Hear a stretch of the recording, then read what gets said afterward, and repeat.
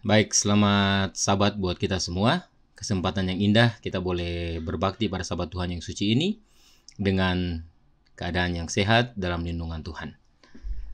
Sebelum kita mulai dengan pembahasan firman Tuhan pada siang hari ini, saya undang kita semua berdoa. Mari kita berdoa. Allah Bapa dalam kerajaan surga, Bapa yang penuh kasih, Allah yang maha kuasa, sumber segala berkat, satu-satunya Allah yang benar yang kami sembah, sujud hanya melalui satu jalan, Tuhan dan Juru Selamat kami, Yesus Kristus, Anak Allah yang maha tinggi. Dalam ketidaklaikan kami pada Sabat ini, mohon ampun dosa pelanggaran yang kami perbuat melawan kehendak-Mu, sehingga jangan menghalangi berkat-berkat yang akan Tuhan berikan bagi kami. Nasihat firman Tuhan yang akan kami bawakan, kiranya boleh menjadi bekal dalam kehidupan kami, tertanam dalam hati dan pikiran kami, bertumbuh subur sehingga boleh berbuah dalam setiap kehidupan kami, sehingga kami boleh tetap menyembah Engkau sebagai Allah yang benar melalui Tuhan kami Yesus Kristus, Anak Allah, sehingga bila mana Tuhan datang, kerinduan kami semua boleh diselamatkan. Berkati pembahasan firman Tuhan saat ini, kami mohon hanya di dalam nama Tuhan Yesus Kristus yang adalah Juru Selamat kami. Amin.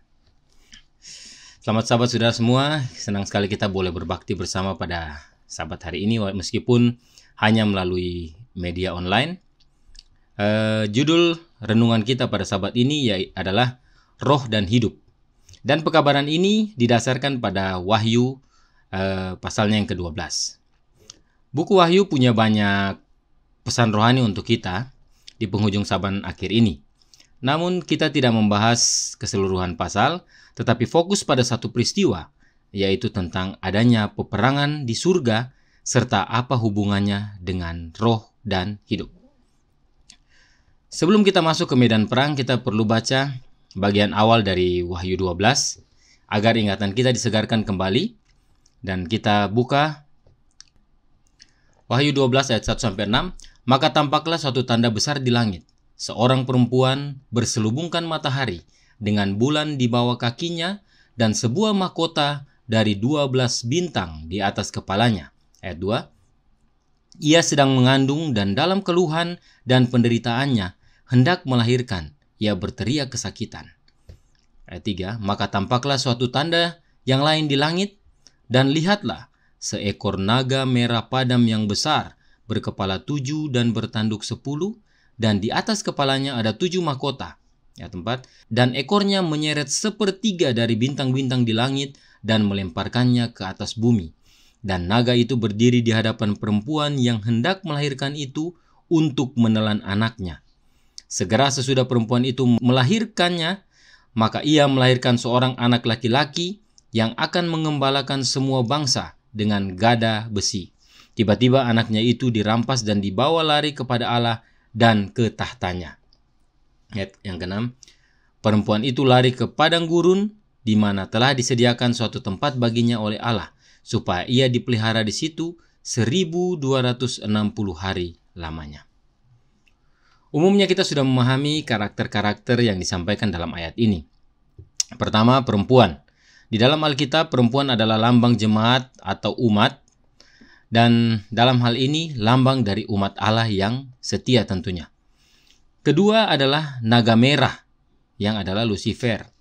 Ketiga, ada 1/3 bintang, itu adalah para malaikat yang kita tahu terhasut oleh Lucifer dan akhirnya diusir dari surga. Dan ada anak laki-laki yang menggembalakan bangsa, yaitu Yesus Kristus, anak Allah. Nah, perempuan yang dimaksud dalam ayat ini adalah Israel jasmani. Apakah buktinya? Buktinya adalah anak itu lahir dari perempuan tersebut.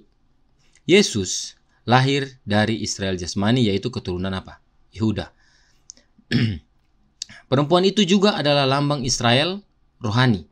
Apakah buktinya? Buktinya adalah bahwa perempuan itu lari ke padang gurun dan dipelihara di sana selama 1260 tahun lamanya. Tadi katakan 1260 hari, yang adalah 1260 tahun, karena satu hari sama dengan 1 tahun dalam tahun nubuatan. Itulah zaman kegelapan tahun 538 sampai 1796 sesudah Masehi. Ini bukan Israel jasmani, tetapi Israel rohani.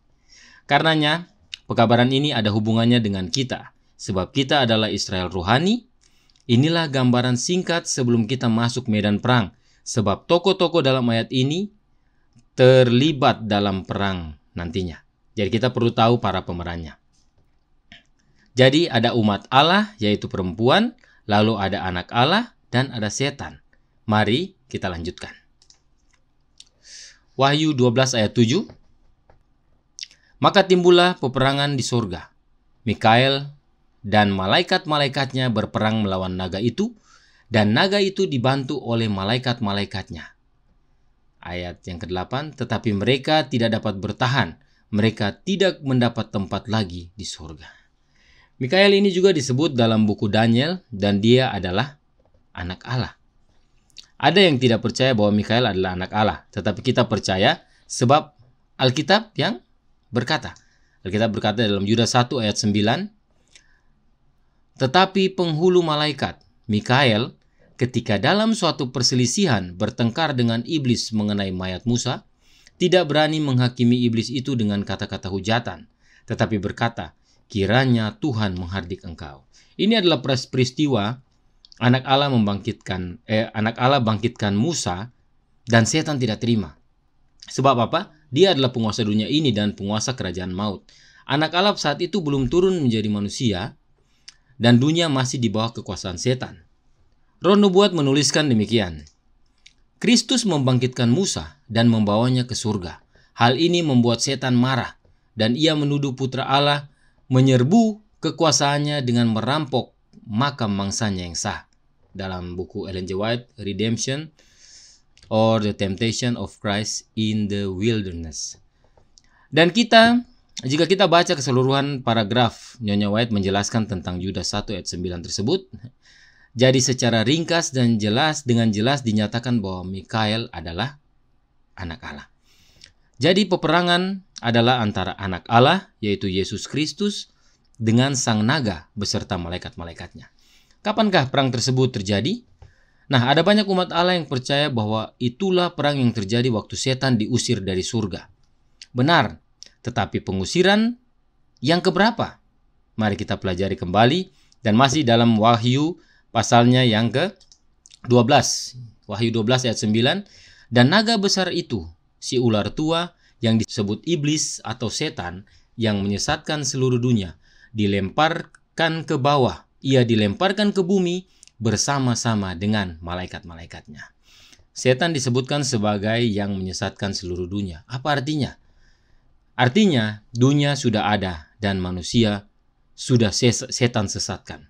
Artinya perang tersebut terjadi setelah ada dunia dan setelah ada manusia. Nah, pertama kali setan diusir dari surga, dunia dan manusia belum ada. Apa buktinya? Dalam Kerinduan Segala Zaman, jilid 2 halaman 492 paragraf 5, sebelum landasan-landasan dunia diletakkan, Bapa dan Anak telah bersatu dalam sebuah perjanjian untuk menebus manusia jika manusia dikalahkan oleh setan. Mereka telah menjabat tangan mereka dengan ikrar hikmat bahwa Kristus harus menjadi penjamin bagi umat manusia. Dari kutipan ini jelas bahwa setan sudah jatuh sebelum dunia dan manusia dijadikan. Dan karenanya Bapa dan Anak perlu menyiapkan suatu rencana bila pada akhirnya manusia jatuh sebab setan goda. Karenanya peperangan Wahyu 12 bukanlah peperangan pengusiran setan yang pertama. Ini terjadi jauh setelah dunia dan manusia ada. Apa buktinya? Mari kita lanjutkan. Wahyu 12 ayatnya yang ke-10. Dan aku mendengar suara yang nyaring di surga berkata, sekarang telah tiba keselamatan dan kuasa dan pemerintahan Allah kita, dan kekuasaan Dia yang diurapinya, karena telah dilemparkan ke bawah pendakwa saudara-saudara kita yang mendakwa mereka siang dan malam di hadapan Allah kita. Perhatikan beberapa bukti penting dari ayat ini. Yang pertama, disebutkan telah tiba keselamatan dan kuasa dan pemerintahan Allah. Jika disebutkan telah tiba, berarti sebelumnya belum ada. Namun sekarang sudah ada dan sudah tiba. Dia yang diurapi, yang kedua, dia yang diurapinya, atau dalam King James Version disebut His Christ. Christ artinya yang diurapi. Melalui Kristuslah telah tiba keselamatan dan kuasa dan pemerintahan Allah tersebut. Dan karena telah tiba Kristus yang adalah keselamatan, maka yang ketiga dilemparkan ke bawah pendakwa saudara-saudara kita. Siapa si pendakwa ini? Setan beserta malaikat-malaikatnya. Pertanyaan bagi kita semua, kapan anak Allah menjadi Kristus? Setelah dunia dijadikan dan manusia jatuh ke dalam dosa. Dan itu pun dia datang 4000 tahun kemudian. Kemudian kapan keselamatan Kristus wujudkan? Pada waktu dia mati di kayu salib. Jadi peperangan ini bukanlah yang pertama. Sebab yang pertama, dunia dan manusia belum ada. Dan perhatikan yang ditandai biru, setan disebut pendakwa saudara-saudara kita, artinya pendakwa manusia. Apakah sudah ada manusia pada waktu setan pertama kali diusir dari surga? Belum ada. Dan karena belum ada, tentunya tidak ada yang didakwa. Jadi jelas bahwa pengusiran ini adalah pengusiran yang kedua. Nah, pertanyaannya adalah, kok bisa setan yang sudah diusir dari surga bisa kembali ke surga lagi? Kita semua tentu ingat cerita tentang Ayub. Mari kita baca ceritanya dalam Ayub 1 ayat 6 dan 7. Pada suatu hari datanglah anak-anak Allah menghadap Tuhan, dan di antara mereka datanglah juga iblis. Ayat yang ketujuh, maka bertanyalah Tuhan kepada iblis, dari mana engkau? Lalu jawab iblis kepada Tuhan, dari perjalanan mengelilingi dan menjelajahi bumi. Iblis memang telah diusir, tetapi karena Adam telah jatuh, maka dengan itu Adam serahkan kekuasaannya kepada iblis, maka iblis yang menjadi wakil dunia ini dalam pertemuan tersebut. Lukas menuliskan dalam Lukas 4 ayatnya yang kelima, kemudian ia membawa Yesus ke suatu tempat yang tinggi, dan dalam sekejap mata ia memperlihatkan kepadanya semua kerajaan dunia. Kata iblis kepadanya, segala kuasa itu serta kemuliaannya akan kuberikan kepadamu, sebab semuanya itu telah diserahkan kepadaku, dan aku memberikannya kepada siapa saja yang kukehendaki. Siapa yang serahkan? Adam. Allah telah serahkan kekuasaan akan dunia ini kepada Adam dalam Kejadian 1 ayat 26 dan 28. Tetapi karena Adam jatuh ke dalam dosa, dengan sendirinya Adam serahkan kekuasaan itu kepada setan. Jadi setan menjadi raja dunia ini. Itulah sebabnya dia punya akses untuk kembali ke surga yang seharusnya milik Adam. Tetapi itu semua akan berakhir. Kapan? Yohanes menuliskan, Yohanes 12 ayat 31 dan 32, sekarang berlangsung penghakiman atas dunia ini. Sekarang juga penguasa dunia ini akan dilemparkan keluar. Dan apabila aku ditinggikan dari bumi, aku akan menarik semua orang datang kepadaku. Siapa penguasa dunia ini? Setan. Dan Yesus katakan, sekarang juga setan akan dilemparkan keluar. Keluar dari mana? Dari surga. Apa maksud Yesus dengan berkata sekarang? Karena tidak lama lagi dia akan mati. Sebab dengan menyatakan dia ditinggikan, dalam ayat ke-33, itu menyatakan bagaimana caranya Yesus mati, yaitu disalibkan. Jadi, saat Yesus mati di kayu salib, setan dilemparkan dan tidak punya tempat lagi di surga. Paulus mengatakan demikian, Ibrani 2 ayat 14, karena anak-anak itu adalah anak-anak dari darah dan daging, maka ia juga menjadi sama dengan mereka dan mendapat bagian dalam keadaan mereka, supaya oleh kematiannya ia memusnahkan dia, yaitu iblis yang berkuasa atas maut. Kematian Yesus memusnahkan iblis dan kerajaan maut. Tidak heran Yesus berkata, sekarang penguasa dunia ini dilemparkan keluar. Apa bukti setan dan kerajaan maut musnah? Kita lihat dalam Matius 27 ayatnya yang ke-52 dan 53. Dan kuburan-kuburan terbuka dan banyak orang kudus yang telah meninggal bangkit. Ayatnya yang ke-53. Dan sesudah kebangkitan Yesus, mereka pun keluar dari kubur lalu masuk ke kota kudus dan menampakkan diri kepada banyak orang. Ini terjadi saat Yesus menyerahkan nyawanya dan mati pada saat itu. Jadi saat Yesus mati, setan dan kerajaan maut kalah dan Yesus menang. Kubur terbuka dan orang-orang kudus yang telah meninggal bangkit. Apakah ada keluhan dari setan? Tidak ada. Setan tahu dia sudah kalah. Jadi dia tidak bisa komplain atau protes.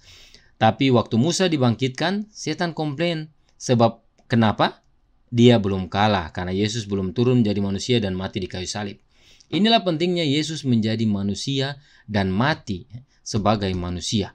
Sebab Allah telah nubuatkan bahwa keturunan perempuan, yaitu manusia, yang akan meremukkan kepala si ular itu. Jadi yang membinasakan setan bukan ilahi, tetapi manusia, yaitu manusia Yesus Kristus. Dan karenanya, melalui kematian Yesus yang disebut Kristus, yang artinya diurapi, keselamatan telah tiba. Mari kita kembali ke Wahyu 12 ayat 10. Kata demikian, dan aku mendengar suara yang nyaring di surga berkata, sekarang telah tiba keselamatan dan kuasa dan pemerintahan Allah kita, dan kekuasaan Dia yang diurapinya. Karena telah dilemparkan ke bawah pendakwa saudara-saudara kita yang mendakwa mereka siang dan malam di hadapan Allah kita. Semakin jelas sekarang bahwa peperangan yang terjadi di surga ini yang mengakibatkan pengusiran setan yang terjadi setelah kematian Yesus di salib. Ini adalah pengusiran kedua dan terakhir. Setan sudah kalah. Roh Nubuat menyatakan, pelemparan setan ke bawah sebagai pendakwa saudara-saudara di surga dilakukan oleh karya besar Kristus dalam menyerahkan hidupnya. Dalam The Spirit of Prophecy, volume 3, halaman 194, paragraf 2. Semoga ini membantu umat Allah yang masih percaya tulisan Roh Nubuat bahwa peristiwa Wahyu 12 ayat 10 bukanlah pengusiran setan yang pertama, tetapi yang kedua dan yang terakhir. Dan itu terjadi saat Yesus mati di kayu salib. Sekarang, apakah pentingnya kita memahami akan hal ini? Jangan lupa, tadi ada perempuan, ada Mikael, dan ada naga. Kita sudah lihat Mikael dan naga. Lalu bagaimana sih perempuan? Apa yang perlu kita pahami tentang perempuan ini dan apa hubungannya hubungannya dengan peperangan tersebut? Apakah ada? Nah, jika disebut perang, perlu persenjataan perang. Karenanya, senjata apa yang diperlukan untuk perang ini? Mari kita lanjutkan. Wahyu 12 ayatnya yang ke-11. Dan mereka mengalahkan dia oleh darah anak domba dan oleh perkataan kesaksian mereka. Karena mereka tidak mengasihi nyawa mereka sampai ke dalam maut. Ayat ini menarik. Kenapa? Karena si perempuan, yaitu umat Allah atau mereka yang ada tanda kuning itu, mengalahkan dia, yaitu siapa? Setan. Dan perhatikan, senjatanya darah anak domba. Kenapa darah anak domba? Karena melalui kematian Yesus, setan kalah dan musnah. Artinya mereka yang menang ini andalkan pengorbanan Kristus dalam menghadapi si jahat. Mereka bukan andalkan diri sendiri. Kemudian disebutkan senjata berikutnya, yaitu perkataan kesaksian mereka. Apa maksudnya? Kesaksian apa yang mereka miliki? Wahyu 12 ayatnya yang ke-17. Maka marahlah naga itu kepada perempuan itu, lalu pergi memerangi keturunannya yang lain, yang menuruti hukum-hukum Allah dan memiliki kesaksian Yesus. Umat Allah yang menang itu menurut hukum Allah dan memiliki kesaksian Yesus. Apa yang terjadi kepada keturunan perempuan tersebut yang adalah umat Allah yang sisa? Wahyu 6 ayat 9 berkata, dan ketika anak domba itu membuka meterai yang kelima, aku melihat di bawah mezbah jiwa-jiwa mereka yang telah dibunuh oleh karena firman Allah dan oleh karena kesaksian yang mereka miliki. Mereka yang memiliki kesaksian Yesus tidak mengasihi nyawa mereka. Mereka tidak takut mati, tapi tidak cari mati. Kenapa? Karena mereka tahu bahwa Yesus telah menang atas maut dan setan musnah. Kalaupun mereka mati, mereka akan menerima kebangkitan. Dengan kata lain, mereka berkata kepada setan, silakan perangi kami, silakan aniaya kami, silakan bunuh kami. Itu tidak membuat kami undur dari kebenaran. Sebab apa? Kami memiliki kesaksian Yesus, bahwa dia telah memusnahkan kamu, hai setan, dan kerajaan mautmu. Bisa lihat bagaimana keturunan perempuan itu bisa menang lawan setan? Bukan karena kekuatan dari mereka, tetapi oleh karena Kristus. Alkitab berkata dalam 1 Korintus 15 ayatnya yang ke-57. Tetapi syukur kepada Allah yang telah memberikan kepada kita kemenangan oleh Yesus Kristus Tuhan kita. Yesus sendiri berkata, Yohanes 16 ayat 33. Semuanya itu kukatakan kepadamu, supaya kamu beroleh damai sejahtera dalam aku. Dalam dunia, kamu menderita penganiayaan, tetapi kuatkanlah hatimu, aku telah mengalahkan dunia. Luar biasa. Dalam Yesus kita seharusnya memiliki damai. Tidak perlu takut, karena dunia sudah dikalahkan dan setan serta maut sudah Yesus musnahkan. Inilah makna kedamaian dalam Yesus. Dalam kondisi apapun nantinya, kita tetap damai. Karena penderitaan yang akan kita hadapi belum pernah terjadi sebelumnya. Tidak jarang kita berpikir bagaimanakah itu? Namun sebenarnya meski kita tidak tahu, tidak apa-apa. Sebab dalam Yesus ada damai. Inilah teladan dari Daniel dan teman-temannya. Kita lihat dalam Daniel 3 ayat 17 dan 18. Berkata, jika Allah kami yang kami puja sanggup melepaskan kami, maka ia akan melepaskan kami dari perapian yang menyala-nyala itu dan dari tanganmu ya Raja. Ayat 18. Tetapi seandainya tidak, hendaklah Tuanku mengetahui ya Raja bahwa kami tidak akan memuja dewa Tuanku dan tidak akan menyembah patung emas yang Tuanku dirikan itu. Bisa lihat hubungannya Daniel dan Wahyu? Tidak hanya soal nubuatan dan lambang. Wahyu menyatakan mereka yang punya kesaksian Yesus tidak mengasihi nyawanya. Teman-teman Daniel berkata kepada Nebukadnezar, entah kami hidupkah, matikah, kami tetap tidak akan sembah patung itu. Kami tetap setia kepada Allah yang kami sembah, yaitu Allah Bapa. Apa yang terjadi? Maka marahlah naga itu. Mereka dilemparkan ke dalam dapur api. Dapur api itu sama dengan kematian. Apinya saja dipanaskan berapa kali? 7 kali lipat. Yang dilemparkan ke dalamnya dijamin mati. Yang melemparkan saja mati, apalagi yang dilemparkan. Jadi dengan melemparkan mereka ke dalam dapur api, artinya mereka dilemparkan ke dalam kematian. Tapi apa yang terjadi? Raja melihat seorang yang seperti anak Allah.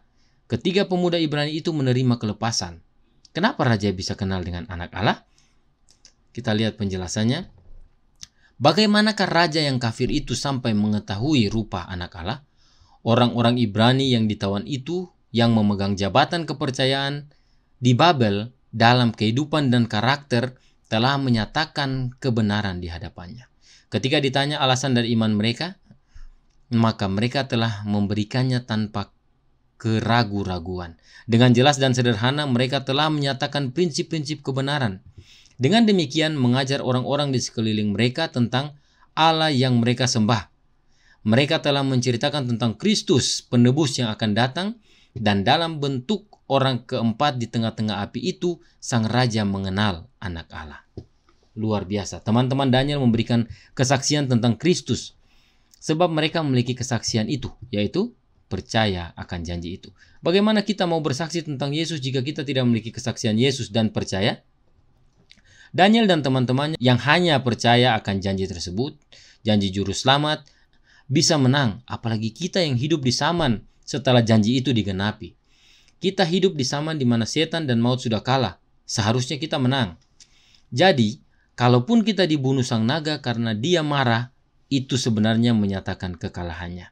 Dia tidak bisa berbuat apa-apa, hanya itu kemampuannya. Yesus berkata dalam Matius 10 ayat yang ke-28, dan janganlah kamu takut kepada mereka yang dapat membunuh tubuh, tetapi yang tidak berkuasa membunuh jiwa. Takutlah terutama kepada dia yang berkuasa membinasakan baik jiwa maupun tubuh di dalam neraka. Sang naga dan pengikutnya hanya bisa membunuh tubuh kita, tetapi tidak bisa bunuh jiwa kita. Nah, tadi dikatakan perkataan kesaksian. Kita sudah lihat apa itu kesaksian, yaitu kesaksian Yesus Kristus. Dan sekarang, apakah perkataan itu? Yesus berkata dalam Yohanes 6 ayatnya yang ke-63, Rohlah yang memberi hidup, daging sama sekali tidak berguna. Perkataan-perkataan yang kukatakan kepadamu adalah roh dan hidup. Perkataan Yesus adalah roh dan hidup.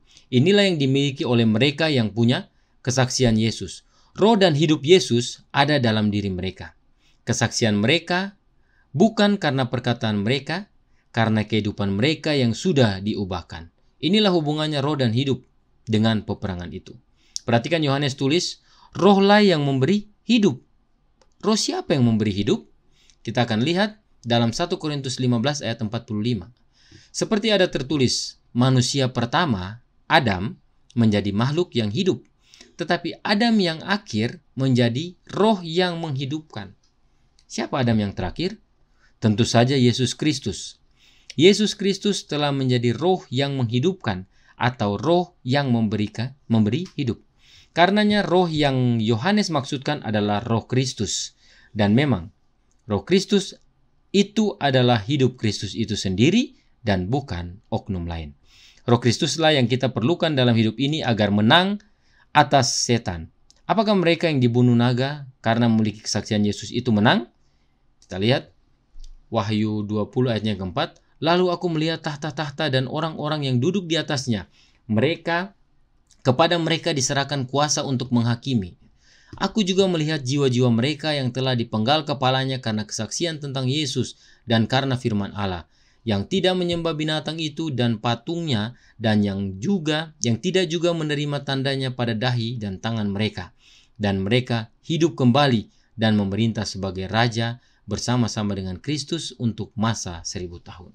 Puji Tuhan, mereka menang. Meski mereka dibunuh, bahkan dipenggal kepalanya, tetapi mereka hidup kembali. Sebab kemampuan setan hanya bisa bunuh tubuh, tidak lebih. Tetapi Yesus telah kalahkan semua setan dan maut. Yesus adalah kebangkitan dan hidup. Yesus adalah roh yang menghidupkan. Dalam Yesus ada kedamaian. Inilah senjata perempuan itu. Inilah senjata kita, umat Allah yang setia, yang sudah hampir tiba di rumah. Nah, bagaimana dengan setan? Apakah senjata setan? Kita lihat dalam Wahyu 12 ayat 10. Dan aku mendengar suara nyaring dari sorga berkata, sekarang telah tiba keselamatan dan kuasa dan pemerintahan Allah kita, dan kekuasaan Dia yang diurapinya, karena telah dilemparkan ke bawah pendakwa saudara-saudara kita yang mendakwa mereka siang dan malam di hadapan Allah kita. Ini adalah senjata setan. Dia kerjanya apa? Mendakwa saja. Senjata setan adalah perkataannya yang menuduh. Kita kembali ke ayat sebelumnya. Wahyu 12 ayat 4. Dan ekornya menyeret sepertiga dari bintang-bintang di langit dan melemparkannya ke atas bumi. Dan naga itu berdiri di hadapan perempuan yang hendak melahirkan itu untuk menelan anaknya, segera sesudah perempuan itu melahirkannya. Bintang-bintang itu adalah lambang para malaikat. Nah, bagaimana ekor naga itu menyeret sepertiga malaikat-malaikat itu? Perhatikan, yang menyeret adalah ekornya. Yesaya menjelaskan tentang ekor berikut. Yesaya 9 ayat 14. Tua-tua dan orang yang terpandang, itulah kepala, dan nabi yang mengajarkan dusta, itulah ekor.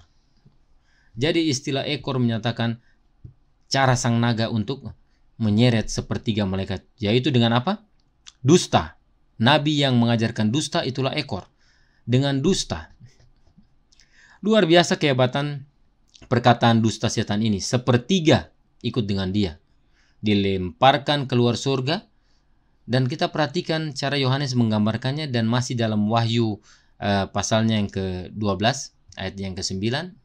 Dan naga besar itu si ular tua yang disebut iblis atau Satan, yang menyesatkan seluruh dunia, dilemparkan ke bawah, ia dilemparkan ke bumi bersama-sama dengan malaikat-malaikatnya.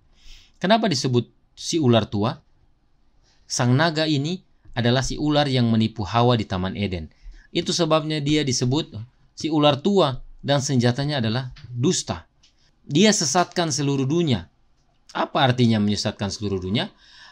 Artinya yang disesatkan lebih banyak dari yang tidak disesatkan atau yang tidak sesat. Jadi jangan khawatir jika mereka yang banyak menyebut kita yang sedikit ini sesat. Itu artinya mereka belum belajar. Itu sebabnya kita harus terus kabarkan. Tetapi istilah yang suara dari surga gunakan untuk setan adalah pendakwa.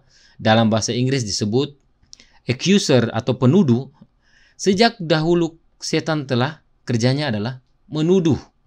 Mendakwa, menuduh. Dia menebar dusta dan keraguan kepada para malaikat di surga dan kepada manusia di dunia. Jadi perhatikan, ekor naga tersebut menyeret, ada unsur pemaksaan di sana karena diseret. Dengan apa yang diseret?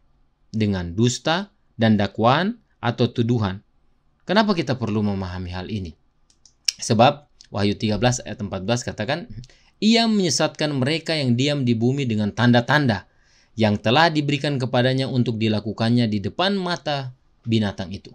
Dan ia menyuruh mereka yang diam di bumi supaya mereka mendirikan patung untuk menghormati binatang yang luka oleh pedang namun yang tetap hidup itu. Di akhir zaman akan ada penyesatan mendunia. Mereka yang diam di bumi ini disesatkan. Dan karena sudah begitu banyak, mereka tidak sadar kalau mereka bagian dari yang telah disesatkan. Dan sadar atau tidak sadar, ada unsur pemaksaan dalam proses penyesatan tersebut. Tapi janganlah gunakan omongan saya ini sebagai dasar. Silakan lihat bukti Alkitab tadi.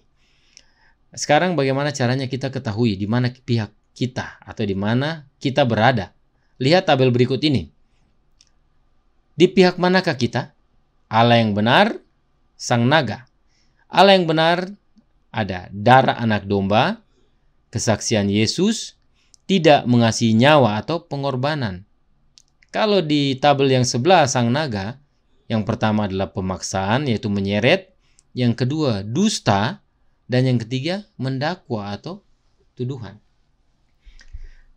Adakah Allah yang benar dalam menjangkau kita dengan cara pemaksaan? Tentu tidak. Apakah Allah yang benar berusaha menyeret kita untuk mengikut Dia? Sudah pasti tidak.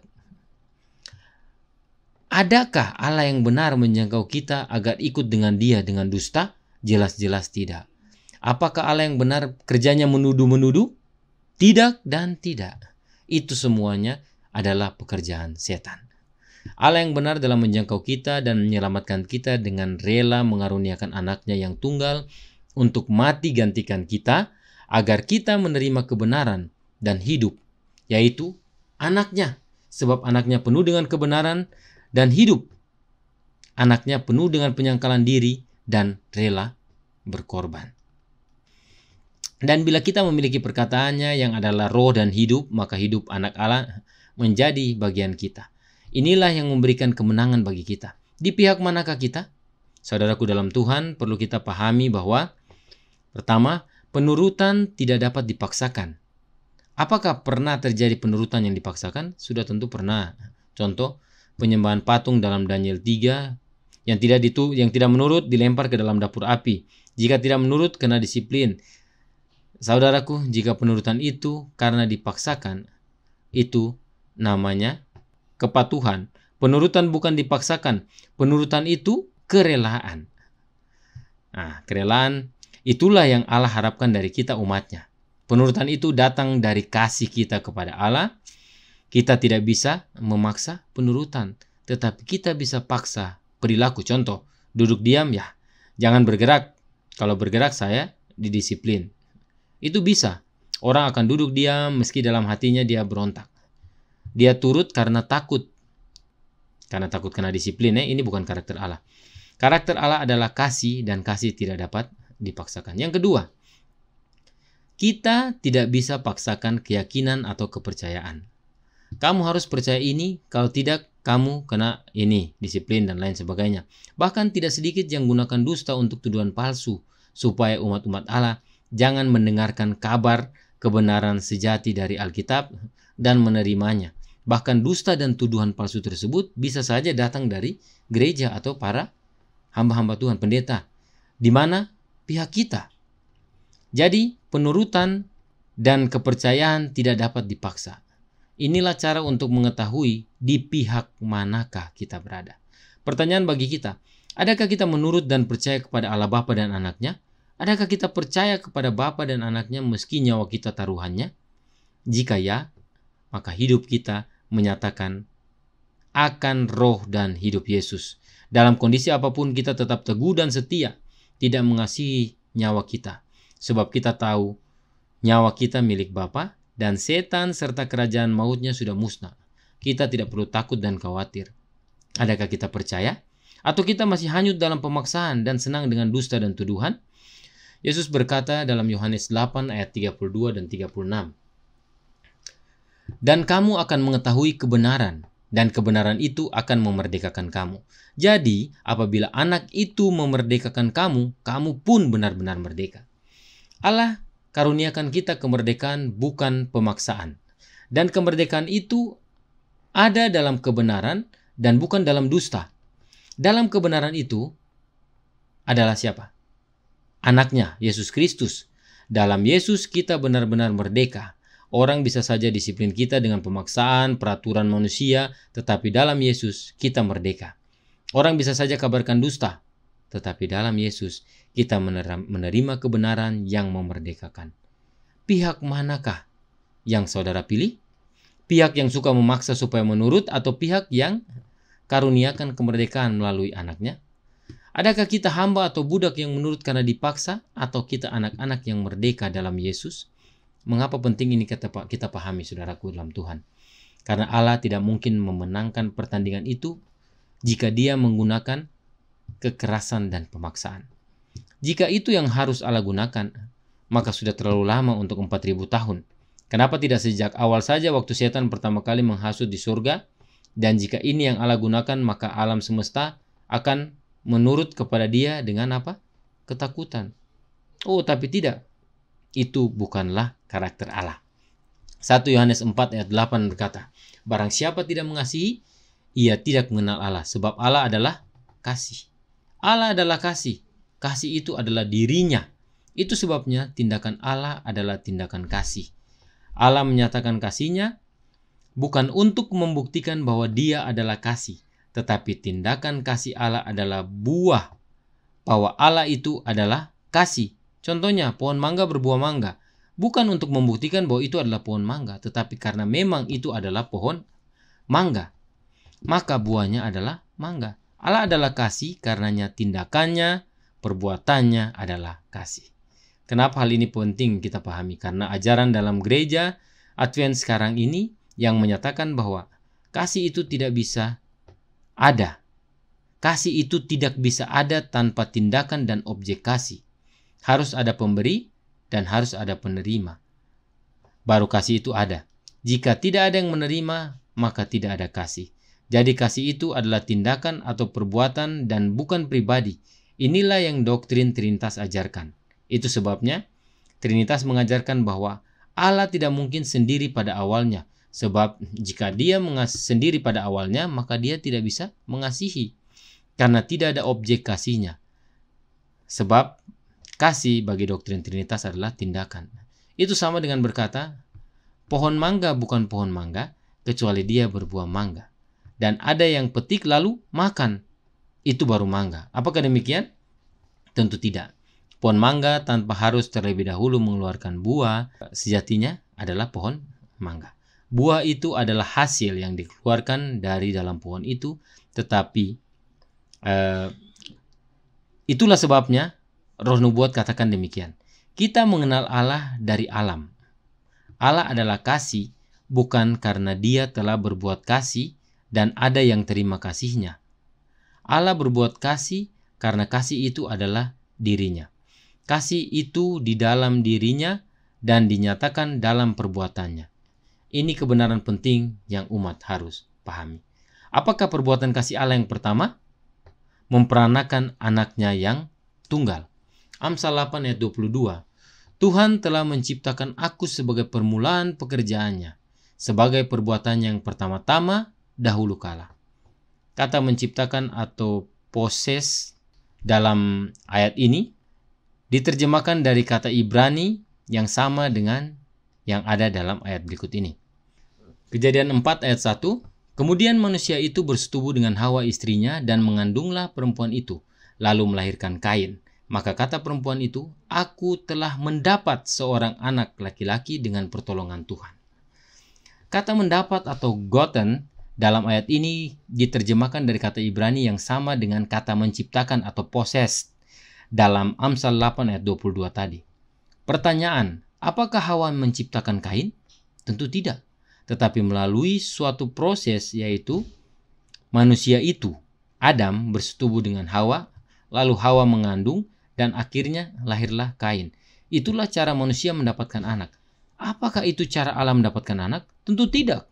Mari kita baca kembali Amsal pasal yang ke-8 ayat 24 dan 25. Sebelum air samudera raya ada, aku telah lahir. Sebelum ada sumber-sumber yang syarat dengan air. Sebelum gunung-gunung tertanam dan lebih dahulu daripada bukit-bukit, aku telah lahir. Kita semua sudah tahu bahwa Amsal 8 berisi tentang hikmat. Dan hikmat lahir jauh sebelum semuanya ada. Artinya hikmat ini bukan Salomo, tetapi Yesus. 1 Korintus 1 ayat 24. Bahwa hikmat Allah adalah Yesus Kristus, karenanya Yesus lahir dari Bapa. Bagaimana caranya? Dibawa keluar. Lihat terjemahan bahasa Inggris brought forth, yang artinya dibawa keluar. Yesus dibawa keluar dari Bapa. Kita tidak tahu bagaimana caranya. Itu bukan bagian dari kita. Itu rahasia Allah. Tetapi Alkitab berkata, Yesus dibawa keluar, yaitu dibawa keluar dari Bapa. Sama halnya dengan Hawa. Hawa lahir dari Adam, sebab Hawa dibawa keluar dari Adam. Bagaimanakah caranya? Bukan bagian kita. Bagian kita adalah percaya bahwa Hawa dibawa keluar dari Adam. Itu sebabnya kepada Hawa tidak dihembuskan lagi nafas hidup. Sebab Hawa dibawa keluar dari makhluk yang sudah hidup. Semua kebenaran ini penting sekali kita pahami dan percaya. Karena inilah kebenaran yang memerdekakan dan bukan dusta. Menyatakan Allah adalah kasih harus dengan bukti tindakan dan ada objek kasih adalah ajaran yang tidak benar, dan yang tidak benar adalah sama dengan dusta. Yang benar adalah sebelum Allah melakukan tindakan kasih apapun, sebenarnya ada yang menerima tindakan kasihnya. Allah itu adalah kasih. Allah itu adalah wujud kasih itu. Dan karena dia kasih, maka buahnya, perbuatannya adalah kasih. Dan perbuatan kasihnya yang pertama adalah memperanakan anaknya yang kekasih. Nah, apakah dusta yang Trinitas ajarkan? Trinitas mengajarkan bahwa kalau Allah memperanakan, siapa istrinya? Di mana rumah sakitnya? Siapa bidannya? Dan seterusnya. Ini namanya hujat. Kenapa? Yeremia 37 ayat 12. Ah, Tuhan Allah, sesungguhnya Engkaulah yang telah menjadikan langit dan bumi dengan kekuatanmu yang besar dan dengan tanganmu yang terentang. Tiada suatu apapun yang mustahil untukmu. Inilah kebenaran yang memerdekakan. Tidak ada yang mustahil bagi Allah. Allah mengeluarkan Hawa dari Adam? Bisa. Allah membuat Maria yang perawan itu mengandung? Bisa. Terlebih lagi, Allah memperanakan anaknya dengan dibawa keluar dari Bapa, sudah pasti bisa. Dusta apa lagi yang diajarkan? Bahwa karena Bapa tidak mungkin sendirian pada awalnya, maka Yesus disebut anak hanya sebagai kiasan. Yesus anak metafora, bukan anak yang lahir dari Bapa, atau bukan anak yang lahir dari Bapa sesungguhnya. Ini yang kita pelajari dalam buku Yeremia, dusta timbun dusta. Di pihak manakah kita? Kembali 1 Yohanes 4 ayat 8. Barang siapa tidak mengasihi, ia tidak mengenal Allah, sebab Allah adalah kasih. Allah tidak mungkin memenangkan peperangan dengan pemaksaan dan dusta. Jika itu yang Allah lakukan, maka dia sama dengan setan. Dan tuduhan setan kepada Allah akan terbukti benar. Tetapi tidak. Allah itu kasih. Karena itu butuh waktu lama, ribuan tahun agar manusia belajar dan mengerti bahwa Allah itu adalah kasih. Dalam memulihkan hubungan yang rusak agar kembali mengasihi, butuh waktu. Contoh sederhana dalam rumah tangga, bila ada hubungan yang salah antara suami dan istri, antara anak dan orang tua, antara kakak beradik, tidak dalam sekejap pulih. Ada proses dan waktu. Ada yang cepat dan ada yang lama. Tapi perlu waktu. Itu karena kasih. Kita tidak mau hubungan pulih karena terpaksa atau dipaksa, tetapi karena kasih. Inilah yang Allah nyatakan melalui anaknya. Allah Bapa menyatakan dirinya melalui dan di dalam anaknya. Anak yang Bapa peranakan di masa kekekalan sebagai wujud kasihnya, karena Bapa adalah kasih. Dan jika kita mau menang atas kejahatan, yang kita perlukan adalah anak Allah. Maka meski kita dianiaya dan bahkan dibunuh sekalipun, kita tetap teguh. Karena kita kasih kepada Bapa dan anak. Dan kita tidak membalas kejahatan dengan kejahatan sebab kita kasih juga kepada sesama. Kita rindu mereka selamat. Jadi meski ada yang aniaya kita tidak balas dengan aniaya atau kebencian. Sebab kasih Allah tinggal dalam hidup kita, yaitu roh anaknya. Kiranya ini menjadi perenungan bagi kita sebab peperangan sudah Yesus menangkan. Tetapi bagaimana dengan diri kita? Waktu semakin singkat, kita juga bisa menang. asal kita memiliki darah anak domba dan kesaksian Yesus Kristus. Karenanya, pilih Allah Bapa dan Anaknya. Oleh terima kehadiran mereka dalam hati kita, oleh tinggalnya Roh Kristus, lalu tinggalkan pemaksaan dan dusta sang naga. Tuhan memberkati, saya bawa dalam nama Yesus. Amin. Mari kita berdoa. Ya Allah Bapa dalam kerajaan surga, firman Tuhan pada siang Sabat Tuhan yang suci ini begitu jelas, tegas, dan menegur kami. Agar ya Tuhan kami jangan masuk ataupun terkena dari dusta setan. Kami boleh tetap menyembah Allah yang benar melalui Yesus Kristus anak Allah yang sesungguhnya. Kiranya ya Tuhan dengan percaya kepada Bapa dan Anak, kami boleh memperoleh jaminan keselamatan apabila Tuhan datang. Kami didapati setia sebagai umat yang sisa dan Tuhan akan menyelamatkan kami. Inilah doa dan pengharapan kami. Berkati masing-masing kami yang mendengar, kiranya melalui kuasa Roh Kristus boleh tertanam dan kami boleh percaya dan kami boleh pegang teguh sampai Tuhan datang. Inilah doa kami. Di dalam nama Tuhan Yesus Kristus kami berdoa dan mengucap syukur. Amin.